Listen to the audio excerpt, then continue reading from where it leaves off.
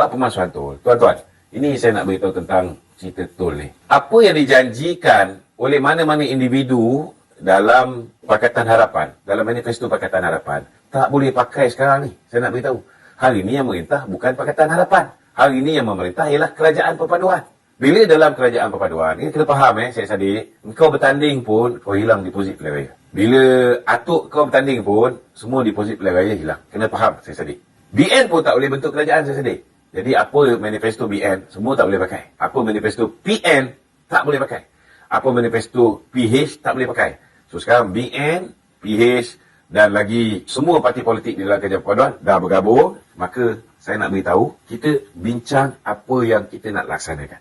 Hapuskan tol tidak ada dalam agenda kita. Kita tidak pernah ada dalam agenda kita nak menghapuskan tol. Agenda BN, saya saudara, kita buat selepas Mahathir, bapak tol negara dah tak ada. Apa yang Datuk Seri Najib buat? Contohnya daripada Kuala Kerai pergi ke Kuala Lipis, dia buat highway, free of toll. Highway percuma. Dia buat Pan Borneo Highway, free of toll. Highway percuma. Ini agenda kita. Tapi menghapuskan tol tidak ada dalam agenda kita. Tapi kita ada hapuskan tol. Bukit Kayu Hitam punya tol kita hapuskan. Tambak Johor punya tol daripada Singapura pula termasuk Batu Tiga, Shah Alam, Sungai Ramal, Bukit Raja punya tol kita hapuskan. Jadi Datuk Seri Anwar bila dah bergabung dengan BN pun dia kena ikut juga. Dia tak boleh ikut semua sembrono ikut apa yang dia nak. Contohnya macam tol ni. Saya nak beritahu kat tuan-tuan. Apa pasal kita tak bagi penghapusan tol? Tetapi bila kita ada lebihan tunai, kita hapuskan tol. Kenapa?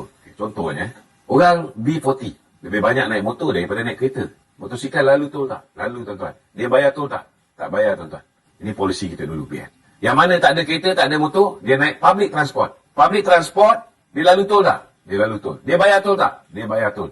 Tetapi kadar tol yang dibayar oleh teksi lebih murah berbanding dengan kadar tol yang dibayar oleh kereta biasa. Kereta biasa lalu tol. Contohnya saya dulu duduk Shah Alam, pergi kerja di Kuala Lumpur, bayar RM1.10. Balik pun RM1.10. Tapi siapa yang pakai tol, dia bayar tinggi tuan-tuan. Bukan kereta tuan-tuan. Tetapi yang bawa trailer, yang bawa lori, syarikat-syarikat pengangkutan. Mereka inilah yang banyak bayar tol. Jadi, saudara, kalau kita nak hapuskan tol, contohnya Highway Plus, tuan-tuan tahu tak berapa kosnya? RM380 bilion. Ini yang Syed Saddiq Sigaraga berjanji nak hapuskan. Saudara, RM380 bilion. Cuba bayangkan. Kalau duit pembayar cukai ni, kita ambil, kita hapuskan tol. Pertama sekali, kadar tol untuk lori dan trailer ni jauh lebih tinggi. Perjalanan saya pergi kerja, short distance, jarak pendek. Jadi, kadar tol saya bayar adalah murah, saya bayar sikit. Tapi lori yang angkut barang daripada Perlis pergi ke Kuala Lumpur pergi ke Johor ni tuan-tuan. Mereka dah lah, lori, trailer ni bayar dia, kadar tol dia tinggi dan perjalanan mereka jarak jauh, mereka lah penyumbang paling banyak. Siapa yang bayar tol ni tuan-tuan? Memanglah driver lori kena bayar tol. Tetapi dia klaim kepada tokek-tokek syarikat pengangkutan. Kalau kita ambil 380 bilion tuan-tuan. 380 bilion tu bajet 1 tahun. Untuk hapuskan contohnya highway utara selatan ni. Saudara, siapa dapat manfaat terbanyak?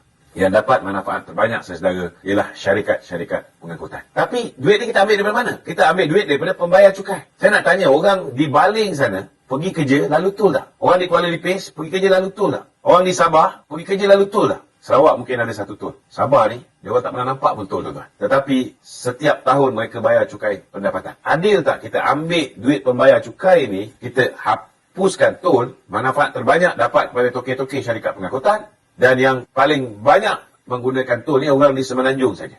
Jadi tolonglah pakai otak saudara Saddiq Sigaraga. Kita nak buat sesuatu keputusan untuk menghapuskan tol ini ataupun membuat sesuatu keputusan, kita kena fikir banyak benda, banyak aspek.